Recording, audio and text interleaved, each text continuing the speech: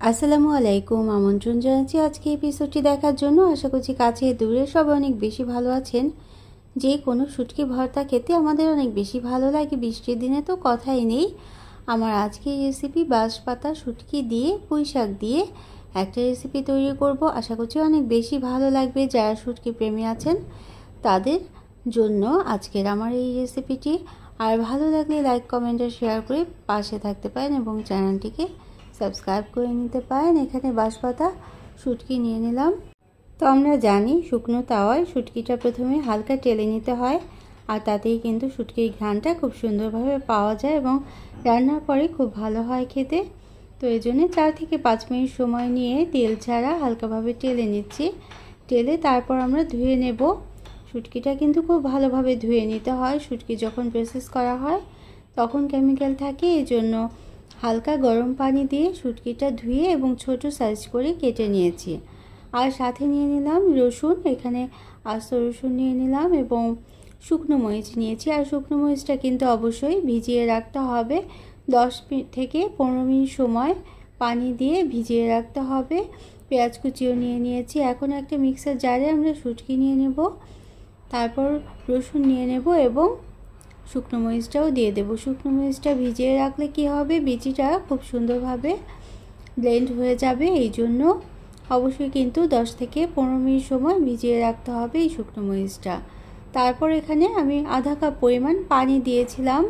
আধা কাপ পানি দিয়ে মিক্সার জার অনেকবার করে ঘুরিয়ে ব্লেন্ড করে নিয়েছিলাম এবং রেখে দেব। তো আমরা রান্নাটা শুরু করার জন্য, যদিও এটা শুটকি ভুনা বা শুটকি ভর্তা যাই বলি না কেন, রান্না করে নিতে হবে। এজন্য পেঁয়াজ কুচি দিয়ে দিলাম। পেঁয়াজ কুচির পরিমাণটাও একটু বেশি দিতে হবে এবং তেল দিয়ে দিলাম। পরিমাণ মতো তেল দিয়ে নিতে হবে। পেঁয়াজ কুচিটা নরম হয়ে আসলে আদা রসুনের পেস্ট আমরা দেব না। তো মিক্সার জারে শুটকি, রসুন এবং শুকনো মরিচটা আমরা এভাবে করে অল্প পানি দিয়ে ব্লেন্ড করে নিয়েছি, সেটা দিয়ে দেব। আর মিক্সার জারটা ধুয়ে আরও আধা কাপ পরিমাণ পানি এই শুটকির মধ্যে দিয়ে দেব। এখন ভুনা করে নিতে হবে এবং অন্য কিছু মশলা দিতে হবে। আমি শুটকি ভুনায় সাধারণত আদা রসুনের পেস্টটা ব্যবহার করি না, তাতে শুটকি যে একটা স্মেল থাকে বা আসল গন্ধ থাকে সেটা নষ্ট হয়ে যায়।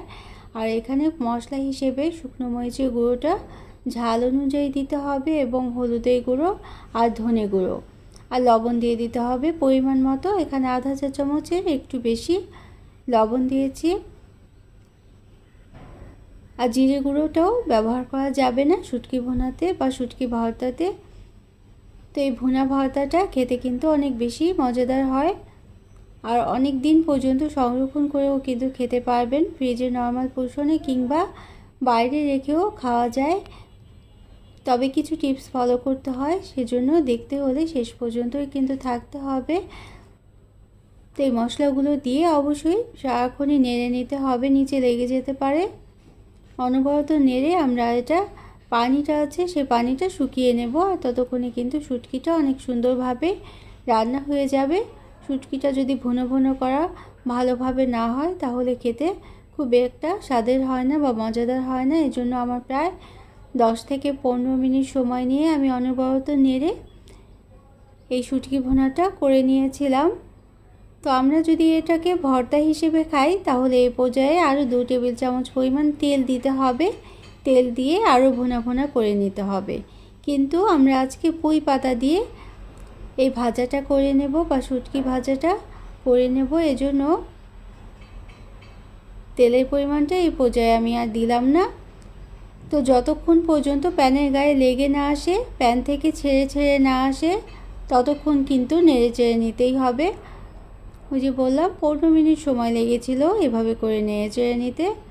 তো এই পর্যন্ত যারা দেখলেন একটা লাইক দিতে ভুলে গিয়েছেন, অবশ্যই একটা লাইক দিয়ে দিতে পারেন, প্রয়োজনে কমেন্ট করতে পারেন এবং শেয়ার করতে পারেন ফ্রেন্ডস অ্যান্ড ফ্যামিলির সাথে। আর যারা প্রথম ভিজিট করছেন তারা চাইলে চ্যানেলটিকে সাবস্ক্রাইব করে বেল বাটনটাকে একটা প্রেস করে রাখবেন, তাহলে নোটিফিকেশন পেয়ে পরবর্তী রেসিপিগুলো দেখে নিতে পারবেন।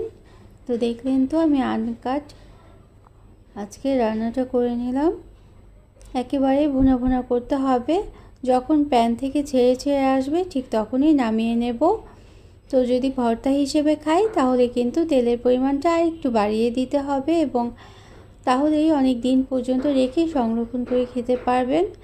এখন এই পুঁই পাতা নিয়ে নিলাম, একটু বড় সাইজের পুঁই পাতা নিয়ে নিতে হবে। বড় সাইজের পুঁই পাতা কিন্তু একটু নরম ধরনের পাতাই নিতে হবে। আমি গাছ থেকে ছিঁড়ে এই পাতাগুলো নিয়ে নিয়েছি এবং ভালোভাবে ধুয়ে পরিষ্কার করে নিয়েছি। পানিটা খুব ভালোভাবে ঝরিয়ে নিয়েছি। পানিটা যদি পুঁই পাতার গায়ে লেগে থাকে তাহলে ভাজার সময় খুব বেশি তেল ছিটে আসে বা পানিটা ছিটে ছিটে আসে।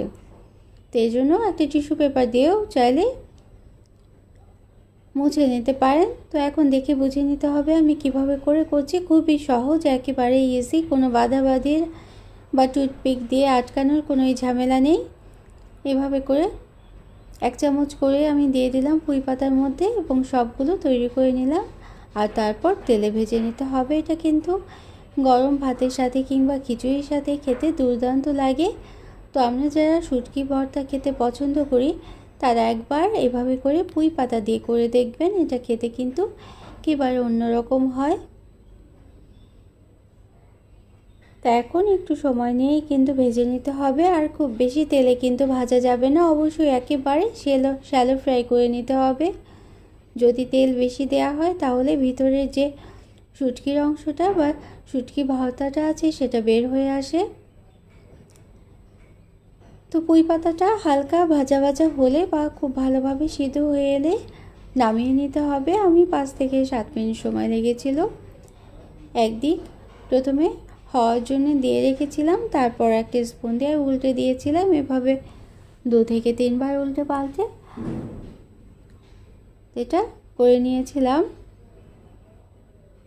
তো ভিতর থেকে যদি বের হয়ে আসে অসুবিধা নাই, ভাজ করে দিলেই হবে। তো বৃষ্টির দিনে কারা কারা এভাবে করে খিচুড়ির সাথে বা গরম ভাতের সাথে শুটকি ভর্তা খেতে পছন্দ করেন তাও কিন্তু জানাতে পারেন। অন্য কোনো দিনে অন্য কোনো রেসিপি নিয়ে আসবো। সেই পর্যন্ত সবাই অনেক বেশি ভালো থাকবেন। আমরা সবাই সবার জন্য দোয়া করব। সবার জন্য অনেক অনেক ভালোবাসা আর শুভকামনা রইল। Thanks for watching. Allah Hafiz.